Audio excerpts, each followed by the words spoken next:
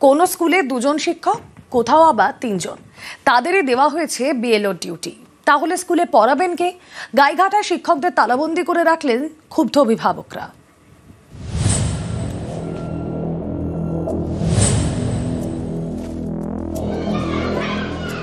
উত্তর 24 পরগনার Gaighata Chandigarh special free primary school. এখানে শিক্ষক 3 জন। মঙ্গলবার স্কুলে যেতেই তাদের তালাবন্দি করে দেন অভিভাবকরা, কারণ 3 জনেরই পড়েছে এসআইআর এর ডিউটি, বুথ লেভেল অফিসার হিসেবে। কিন্তু স্কুলে 3 জন শিক্ষকের মধ্যে 3 জনই চলে গেলে পড়াশোনার কি হবে? ক্লাস নেবেন কে? প্রশ্ন অভিভাবকদের। 150-এর উপরে ছাত্রছাত্রী এখানে, সেখানে 5টা ক্লাস, 3 জন মাস্টারমশাই। ওনারা আজকের থেকে 3 জনই চলে যাচ্ছেন বিএলওর ডিউটিতে। এর মতো অবস্থায় আমাদের টিচারের দাবির থেকে আমরা আজকে অফিস ঘরে তালা মেরেছি। আমাদের স্কুলে দীর্ঘদিন যাবৎ টিচার নেই, আপাতত 3 জন আছে, একজন অনকলে আছে।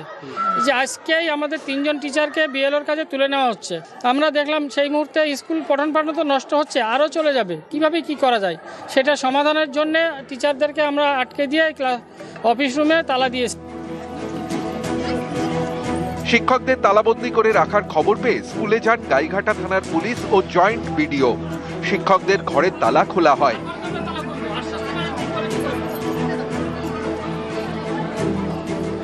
গেটে তালা দিয়ে দিয়েছিল, স্কুলেরই গার্জেন তারা। আমাদের সবাই স্কুলের আমাদের 3 জন টিচার ছিলাম, আমরা 3 জনকে বিএলও ডিউটি দিয়েছিল, সেই জন্য আমাদেরকে তালা দিয়েছি।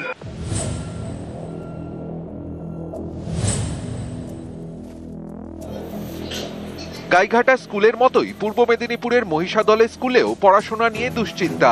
দক্ষিণ চাপি প্রাথমিক স্কুলে 2 জন শিক্ষক। পড়ানোর পাশাপাশি স্কুলের দরজা খোলা, এমনকি ঘন্টা বাজানোর কাজও এই 2 শিক্ষককেই করতে হয়।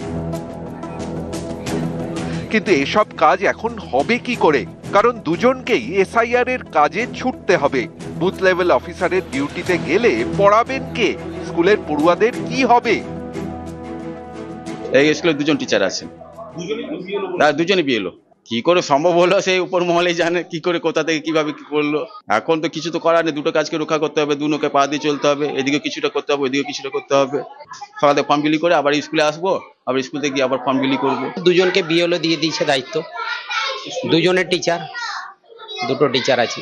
স্কুলও ম্যানেজ করতে হবে আর আপনার এদিকে নির্বাচনের কাজও করতে হবে। না, ওনারা তো জানেন।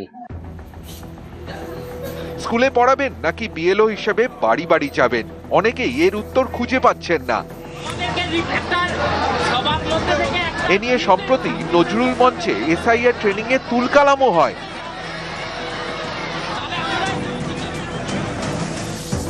মঙ্গলবার থেকে বিএলওরা বাড়ি বাড়ি যাচ্ছেন, কিন্তু যে বিএলওরা স্কুলের শিক্ষক তাদের কি হবে? স্কুলে পড়াবেন নাকি বাড়ি বাড়ি গিয়ে এসআইআর এর কাজ করবেন? এ নিয়ে এখনো জেলায় জেলায় নানা প্রশ্ন। বনগাঁ থেকে অনিরুদ্ধ কীর্তনিয়া ও মহিষাদল থেকে সুজিত ভৌমিকের রিপোর্ট, নিউজ 18 বাংলা।